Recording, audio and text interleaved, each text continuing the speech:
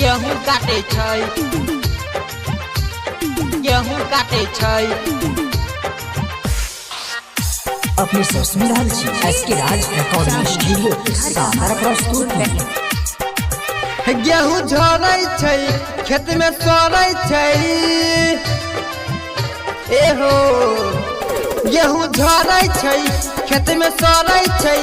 रोजे देखी देखी हमरो करेजा फाटे छै। भतार साला सौतीन के गेहूं काटे छै, भतार साला सौतीन के गेहूं काटे छै।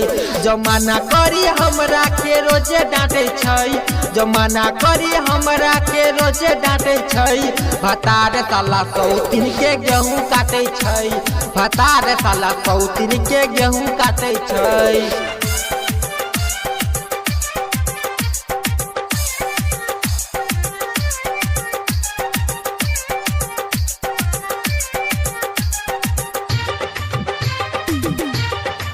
होकर गेहूं दबाबै छै, घर हम छिलबाबै छै।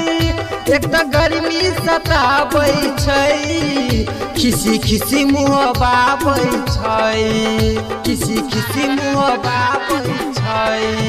होकर गेहूं दबाबै छै, घर हम छिलबाबै छै। एक तो गर्मी सताबै छै, खिसी खिसी मुँह बाबै छै। दुख कही हो कैसे कही हो, भेले कुकुर के रही झूठे पत्थर काटे छै।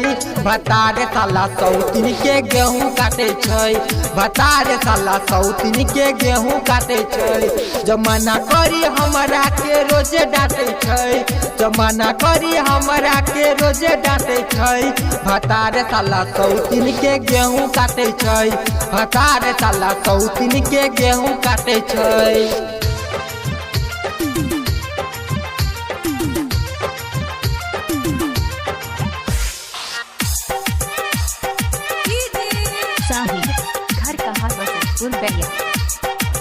गोविंद गोलैया मरद हो, निकले मुहवा से गाली हो। नीतीश निगम के गेहूं तो अब काटा गेलै पूरा हो, अब काटा गेलै पूरा हो।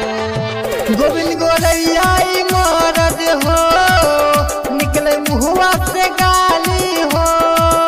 नीतीश निगम के गेहूं तो अब काटा गेलै पूरा हो।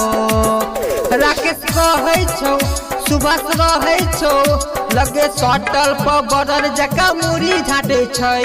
भतार साला सौतीन के गेहूं काटे छै, भतार साला सौतीन के गेहूं काटे छै। जमाना करी हमरा के रोजे डांटे छै, जमाना करी हमरा के रोजे डांटे छै।